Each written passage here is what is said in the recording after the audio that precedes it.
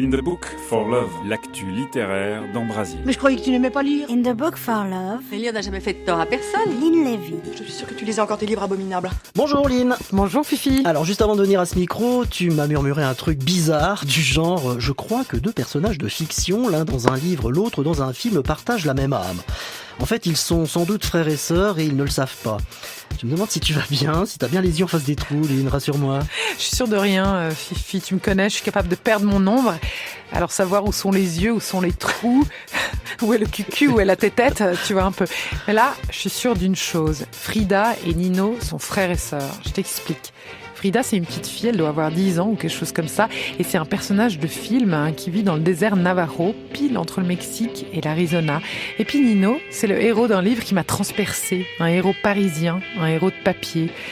Il a 20 ans et il accumule les galères dans un livre saisissant que j'ai adoré, édité chez Alia, la maison d'édition de la Beat Generation.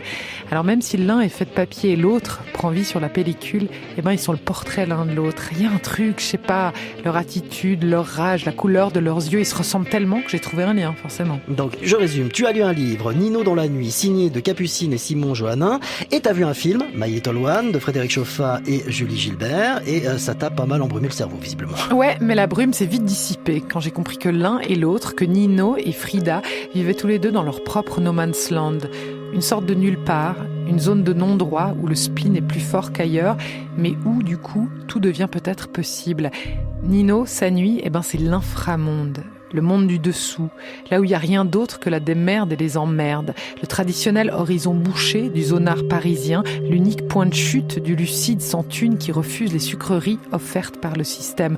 Pour Nino, l'avenir est sans odeur, sans saveur, et il s'échappe, ce futur. Il lui coule entre les doigts pour mieux l'enfoncer dans le mur. D'accord, je vois. Nino a 20 ans et il est dans la nuit jusqu'au cou, quoi. Ouais, c'est ça. Et Frida, c'est son miroir, miniature et ricain. C'est encore une petite fille, cheveux crades, bruns et longs. Sa mère se meurt au milieu d'un bled abandonné et improbable, perdu dans un territoire d'Indiens que même John Ford n'aurait pas osé fouler. C'est elle, Frida, haute comme 3 pommes, qui tient sa réalité à peu près droite. Personne pour l'aider, personne pour l'élever, et c'est elle aussi qui conduit le pick-up hors d'usage pour choper 2 mecs sur le bord de la route. 2 anciens amis de sa mère, 2 Frenchies, dont l'un pourrait très bien être son père. Alors tu vois, Fifi, le nulle part de l'un est en bas de sa rue, le vide de l'autre est rempli de poussière brûlante.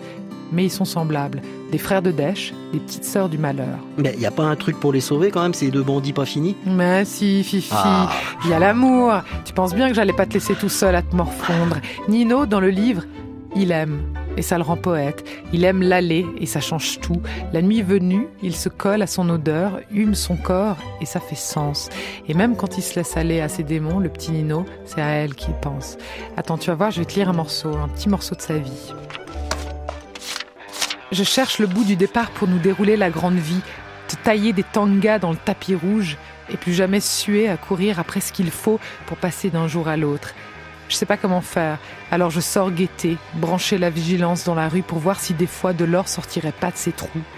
Je me roule une clope de miettes après le joint de la misère, puis je descends dans le fond du soleil pour faire lentement le tour de la ville. Ça brasse du slave et du guinéen, les premiers debout le long des murs à fumer de la clope de contrebande et les autres à éviter le stationnement. On a l'air moins louche quand on marche, et marcher, y a que ça à foutre quand on a les pieds pris dans le drap tordu de l'exil. Ouais, l'exil, donc ça ressemble pas mal au désert Navajo. Exact. Et il y a un truc qui m'a frappé, Fifi, un truc qui luit dans les yeux de Nino, un truc qui brûle au fond des pupilles de la petite Frida, la lueur de l'impudeur, cette désinvolture qui permet d'envoyer tout bouler, tout ce qu'on t'apprend, tout ce qui t'attend. Peut-être pas forcément pour aller vers le mieux, mais au moins pour être libre de décider.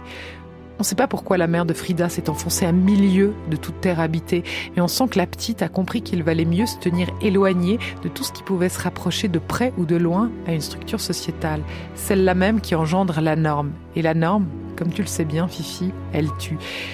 Va falloir qu'on se décide à choisir nos rêves un jour, comme Nino, comme Frida. Et d'ailleurs, je vais finir par un mot de Nino, un mot qui résume tout. Je nous sens perdus, mais pas franchement préoccupés de l'être. Amen. Ce sera le mot de la fin plutôt. Je récapitule donc. Pour le bouquin, c'est Nino dans la nuit, signé Capucine et Simon Johannin. Et pour le film, cette semaine, My Little One de Frédéric Chauffat et Julie Gilbert avec Anna Mouglalis. Exact.